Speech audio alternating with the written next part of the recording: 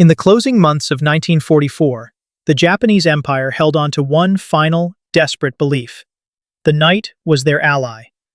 While the American industrial machine dominated the daylight, the Japanese believed that once the sun dipped below the horizon, the rules of war changed.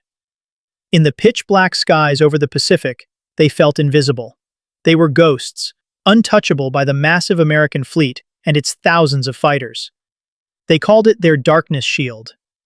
But on the night of December 29th, 12 Japanese bomber crews took off with a simple mission: erase the American airfields at Mindoro. They flew into a moonless, starless void, confident that no human eye could find them. Subscribe for more untold World War II stories. What they didn't know was that a monster was waiting for them in that void. A monster designed to do the one thing the Japanese thought was impossible: to see. This is the story of the P-61 Black Widow, and how one pilot, Major Carol Smith, used a cheat code of modern technology to turn a 12-to-1 disadvantage into a midnight massacre. At 2340, Major Carol Smith sat in the cramped, red-lit cockpit of his P-61 Black Widow. Beside him, the twin 2,000-horsepower Pratt & Whitney engines hummed a low, predatory growl. The P-61 wasn't just another fighter. It was the first American aircraft designed from the ground up to own the night. Painted in a glossy sea blue that made it disappear against the night sky, it was practically invisible. But its true heart was in its nose: the SCR-720 radar. In 1944, this was science fiction. While the Japanese pilots were squinting through their canopies, trying to find land masses by the shape of the waves, Smith's radar operator, Lieutenant Philip Porter, was looking at a glowing green screen. To Porter, the invisible Japanese bombers weren't ghosts. They were bright, glowing blips on a grid. The situation was dire. 12 bombers were closing in. Below them, 20,000 American troops were sleeping in tents, completely exposed. If those bombers reached their target, the upcoming invasion of Lingayen Gulf would be crippled before it even began. Smith faced a terrifying calculation. He was alone. He had roughly 180 minutes of fuel. If he spent too long chasing one bomber, the other 11 would slip through. Every minute he wasted was a minute closer to the destruction of the airfield. Contact. Heading 035. Range 4 miles. Porter's voice crackled through the intercom. The hunt was on. Smith pushed the throttles. The Black Widow surged forward at 320 miles per hour. Through the glass, he saw nothing, just an infinite wall of black ink. He was flying blind, trusting his life to the flickering green lights on his dash. At 23:57, they closed the gap on the first Betty bomber. The Japanese crew was flying straight and level, likely bored, convinced they were alone in the sky. They had no tail-warning radar, no idea that a 20,000-pound Predator was sitting just 300 yards behind them. Smith squeezed the trigger. The 4 20mm cannons mounted in the P-61's belly didn't just fire, they disintegrated whatever they hit. In a 2-second burst, 48 high-explosive shells tore into the Betty's unarmored fuel tanks. The sky erupted. A massive fireball illuminated the clouds for miles, casting a demonic glow on the P-61's wings. 1 down, 11 to go. But the clock was ticking. By 0014, the hunt turned into a high-stakes game of geometry. The second bomber was 23 miles away from the first. Smith had to choose: maintain fuel efficiency or burn it all to intercept. He chose the latter.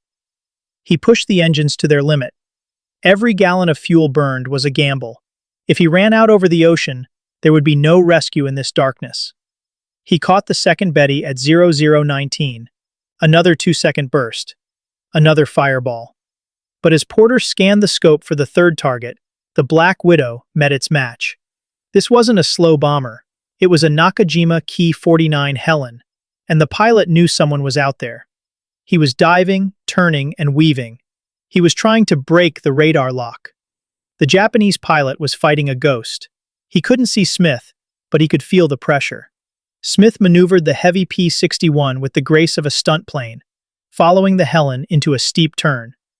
At 375 yards, The Helen's tail gunner saw a flash of blue-black metal and opened fire. Tracers zipped past Smith's canopy. The invisibility was gone. It was now a dogfight in the dark. Smith didn't flinch. He adjusted his lead, centered the reticle, and unleashed a 3-second burst. The Helen's right engine exploded, and the plane entered a terminal spin. 3 down, 9 to go.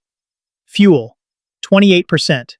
Hazardous. At 0034, Smith destroyed the 4th bomber. But the radar showed a 5th contact. This wasn't a bomber. It was a Frank, a high-performance Ki-84 fighter. In daylight, a Frank could outmaneuver a P-61 easily. But in the dark, the Frank was a blind boxer, and Smith was a sniper with night vision goggles.